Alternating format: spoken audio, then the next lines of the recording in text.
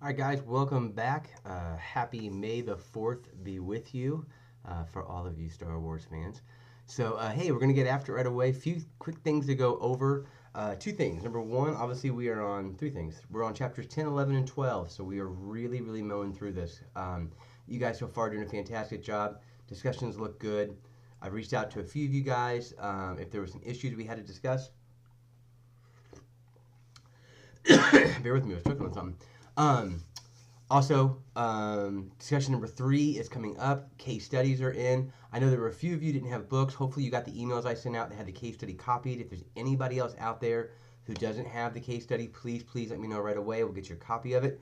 Number two, and probably the biggest thing, test number two coming up this week. So again, we only have three of these guys, so make sure you're bearing down and getting after it, and really putting your best efforts forth. Excuse me. Again, if you have questions, go ahead and reach out to me. A number of you who have done that have been done perfectly. So again, I appreciate it. I appreciate you guys' interest. Like I said, if you're struggling with anything, please don't hesitate to give me a call. So here we go into chapter 10, the service function. So again, we're going to buzz through these chapters. And again, I want to get faster with this. So again, you're reading, you can see the outlines. Again, it's supposed to be a quick overtake, if you will. So we talk about service at a hotel, and there's nothing more important in our industry than the service that we provide for our clients. I tell people all the time, in my world, my renewal rate might be 99%, but it has very little to do with me. I'm a nice guy, I'm a good sales manager, I get the details down, but the people who service those clients, and again, in my world, they're called Crown Meetings Directors. In the book, they're called Client Services Managers. Those people are the people who are hands-on to our clients. And when they do their job exceptionally well, the hotel thrives. Because again, that's the point person. They're making sure the rooms are set the way they should be, making sure the menus are done the way they're supposed to be. Um, Again, VIPs are taken care of. AV is there when it's supposed to be. All the things that have to click and go into place is their responsibility. And when a hotel has a very good client services staff, they can overcome anything. You know, poor location, maybe an older building, what have you. When your service is good, you can overcome a lot of different things. So, again, who are these people? Well, the book's going to talk to you about a number of different views on how this is done, and it really does vary upon hotel. Your limited service properties, you're kind of a jack of all trades. So as a sales manager, you probably also would service to some degree. Do be more involved, even more involved in the day-to-day operations of when your clients are in. Whether that's your business travelers, whether that's your sports groups, small corporate meetings, board type meetings, retreats, you'll be a little more hands-on. When you get to the larger properties, especially the convention size hotels, you're not going to be as hands on. They divide up their responsibilities. There's just too much to take on as both the sales manager and the service manager. It would be way overwhelming. And really, at that level, we want our staff to divide and conquer. They want me as a sales manager to continue to sell. So I sell it, I sign off on it, and I hand it over so I can get back on the phone and sign the next one.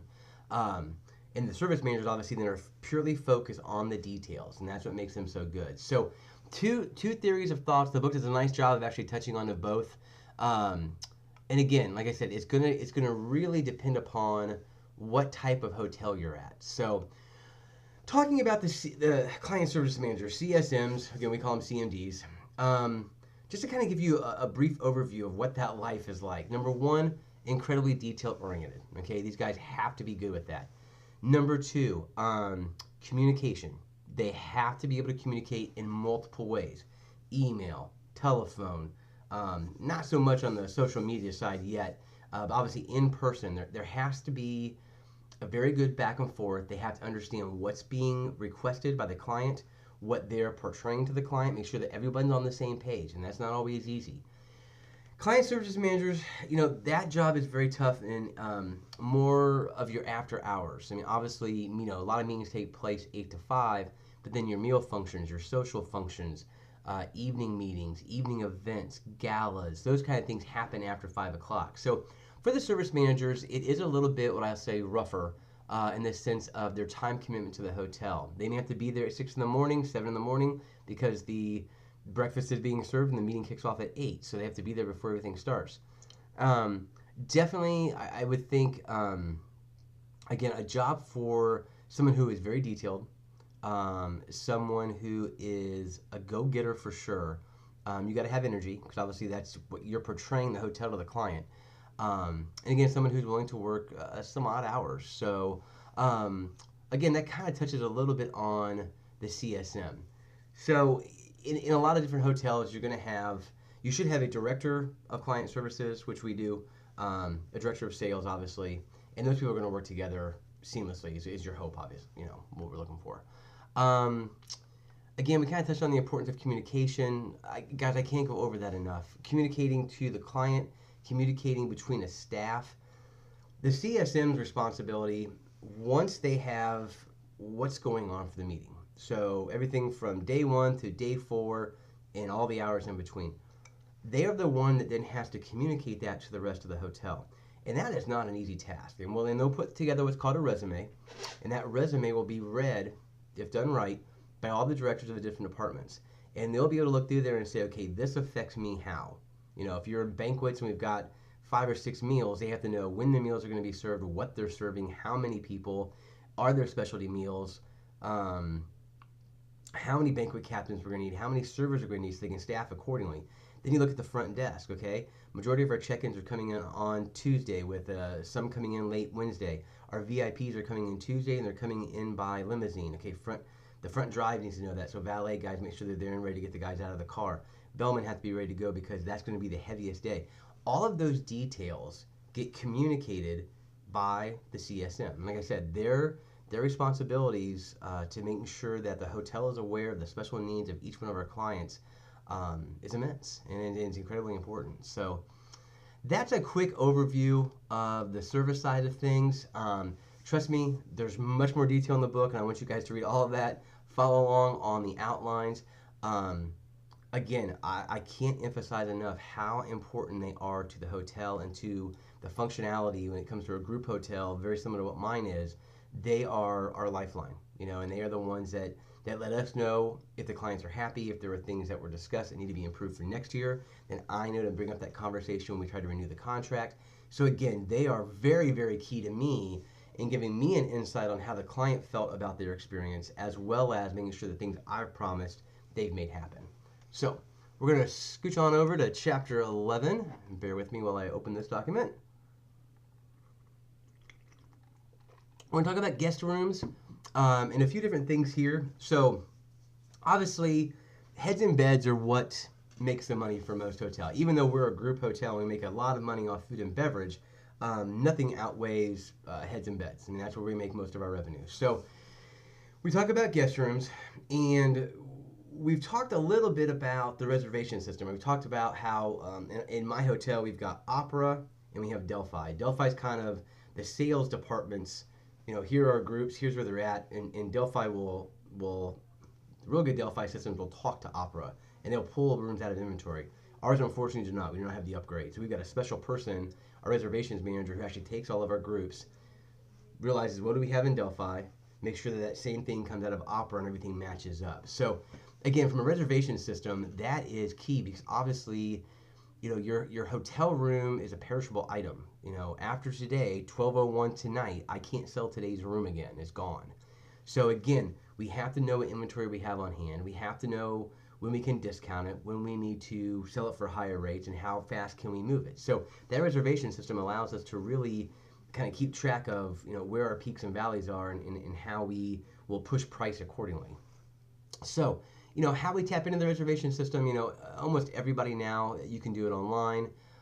You can do it from social apps anymore. You can obviously still call in and make reservations as well. So some hotels will take care of their own reservations, where it'll be in-house. We're fortunate we have one of those.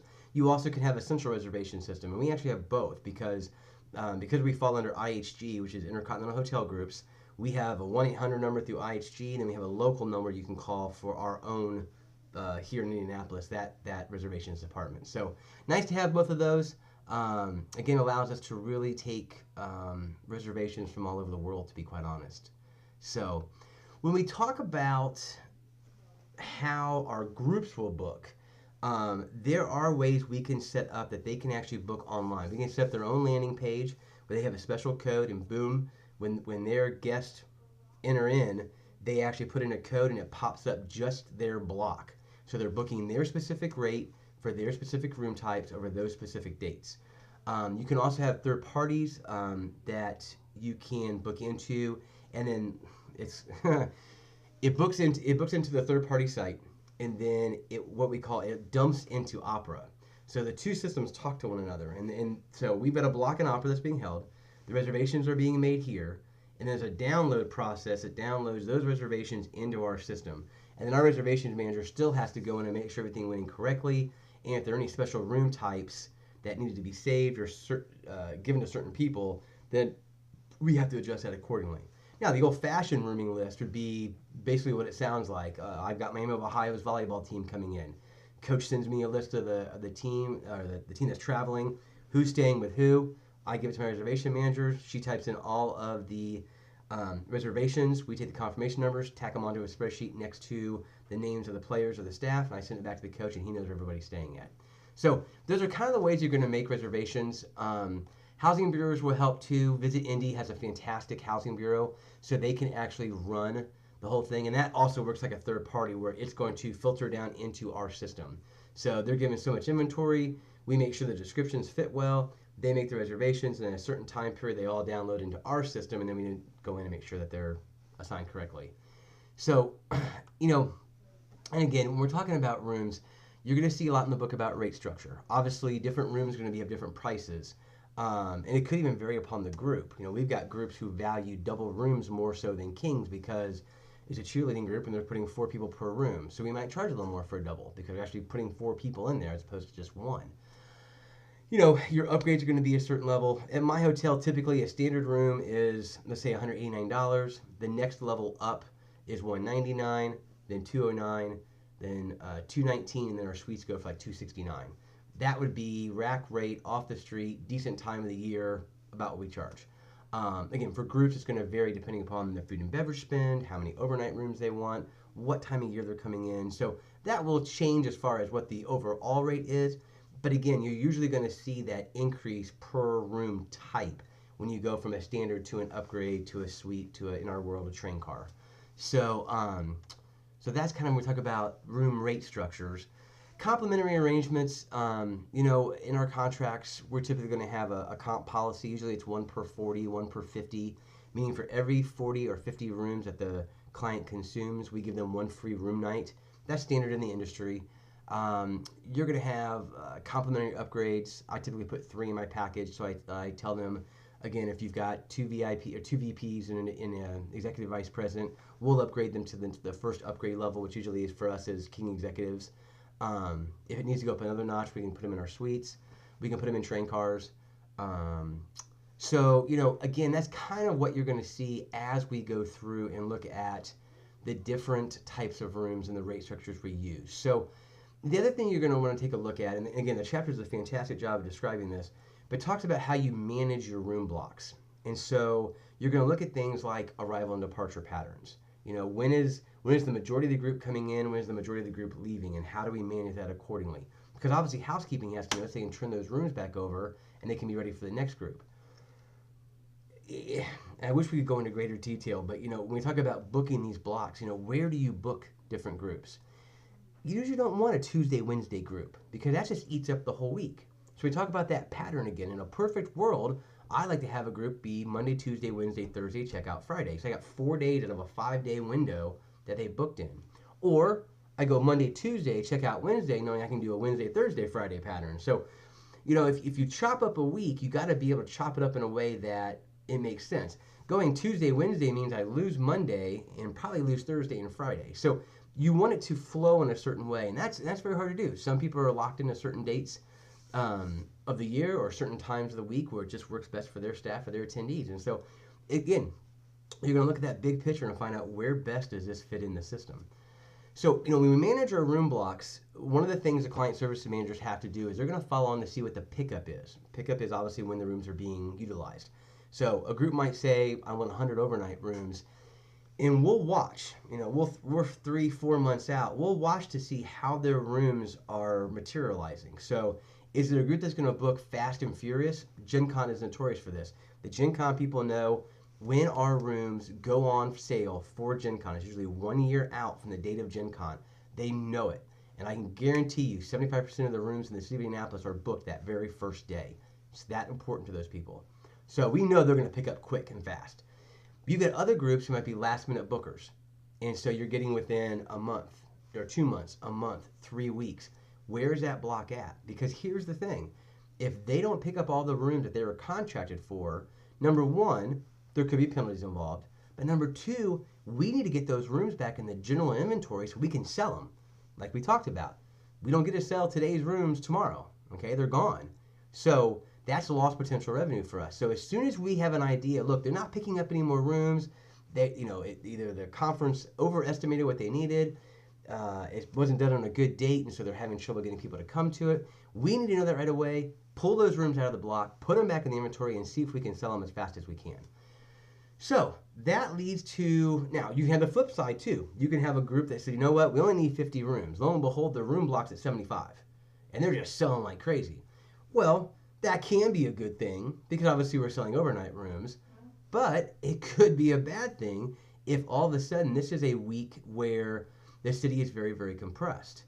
And if we held them just to their block, then anything else we have in the inventory, we could probably sell at a higher price because typically groups get a discounted rate. So if you had a group, let's say the group's in at 159, but let's say that we still had 50 rooms left to sell in the hotel and the city is compressed. The rest of those rooms that are in inventory are probably going for 209, 219, 229. It's a lot more revenue. So we may not want to let them have any more than what they were contracted with, even though they would need them. We might say, yeah, you can have those rooms, but you're going to have to pay the going rate. And so it's a very tough thing to balance. So as you look into those room blocks, two other things that come up: no shows, meaning someone booked a reservation but never showed. There's typically a penalty involved with that. Attrition, one of the conversations no salesperson likes to have with anybody. To explain attrition, you're allowed to fall off or not pick up a certain amount. We call this attrition. So again, we use easy numbers. You booked 100 rooms. In our contracts, we say you have to pick up a minimum of 80% of your rooms. So 80 rooms, okay? If you do that, you're fine. You've met the contractual obligation that we asked you to. If you don't, if you only pick up 70 or 75, then you're penalized for the rooms that you did not actualize. And then typically it's not the full price, it's a percentage. Usually it's the revenue we lose times a certain percent. So again, it protects the hotel from a client coming in and saying, I need 200 rooms, when they don't have a clue what they need, or they just want to hold the rooms to be safe. Well, obviously that's a chance for us to lose revenue if they don't pick up the rooms. Now there's something in place that penalizes them for doing that. As you're putting these blocks together, a lot of things that you'll look at, obviously you want to see the history of the group. You want to know where they've been at before. Are they growing? Why do they choose this number per se? What have they seen in the past? What are they doing differently in the future? What's their marketing campaign like? Because all that goes into the confidence you have on the size of block they need. So that's a pretty good rundown of chapter 11. Like I said, there's some other great details in the chapter. Be sure to read this. Hang on just a minute as we flip over to the last one. All right. Chapter 12, preparing for the event.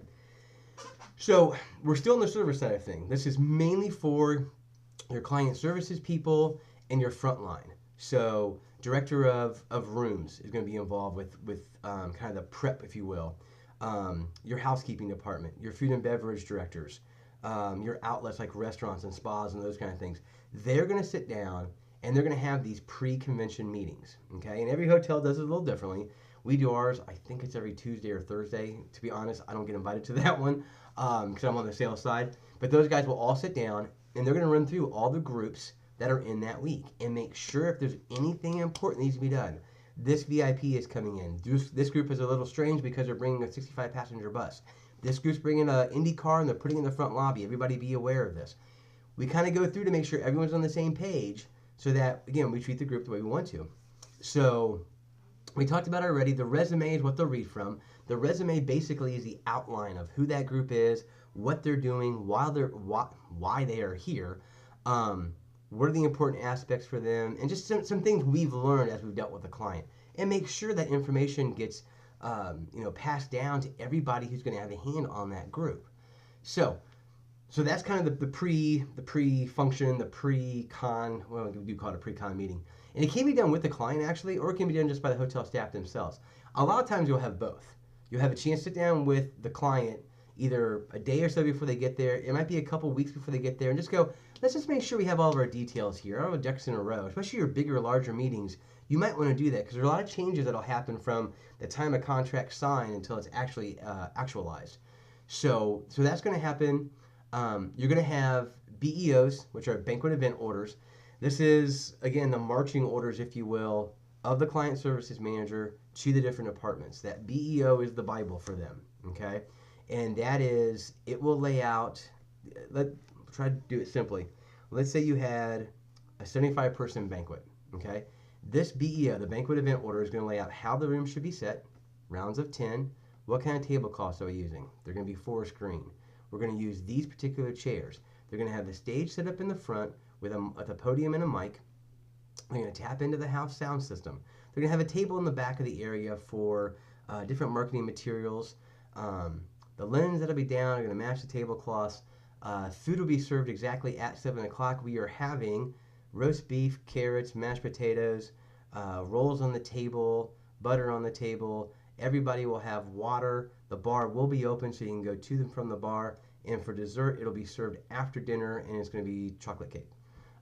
That's all on there. What kind of AV are we going to use is on there. It really is just going to tell everybody involved with that room what they need to do. From the banquet staff, as far as the setup and teardown goes, to the food and beverage staff who's actually going to be preparing and putting out the meals. How many vegetarians do we have? Do we have any vegans? Do we have anybody who has to be gluten-free? All that information is going to be on there and will be given to the people who have to make it all happen. So that's your banquet and event orders. Sometimes, probably your larger, convention type meetings will have the staging guide. The book does a really nice job of laying out how that works. And again, the same thing, only on a much larger scale. It's your marching orders. So we've already touched on it. In these 3 chapters, you're going to see the common theme of communication. And guys, I can't begin to tell you, for any hotel, I don't care if you're a small boutique hotel, I don't care if you're the JW and you have 1,000 overnight rooms and 100,000 square feet of meeting space, you have to be able to communicate. You have to be able to make sure that the information that you've garnered from the client is passed down to those who need to know it. It is a huge machine, whether it is a restaurant, a hotel, a convention center, what have you. All the cogs, all the pieces have got to be working together because it only takes one to throw the whole thing out of whack. And I can't remember if I've shared this story with you guys or not, but it's one I love to bring up. We have, and we got this back, but we initially got in Steak and Shake's franchisee meeting. Steak and Shake's has their headquarters in Indianapolis. They were having a franchisee meeting. They'd had a bad experience with another hotel downtown, and to be quite honest, I can't remember which one it was. That hotel ran out of, I believe it was Coors Light. And they had been very clear with the hotel not to run out of Coors Light. That was the beer of choice amongst these guys. They were going to drink a ton of it. Don't run out. And the hotel did. They came to us and said, whatever you do not run out of Coors Light. That note was put in every resume, every BEO, every manager knew it, every director knew it, the GM of the hotel knew it, the guys in valet knew it. We had 30 extra cases of Coors Light in our beer fridge ready to go on top of what we thought we would need for the actual event. Okay? We talk about communicating, how important this was.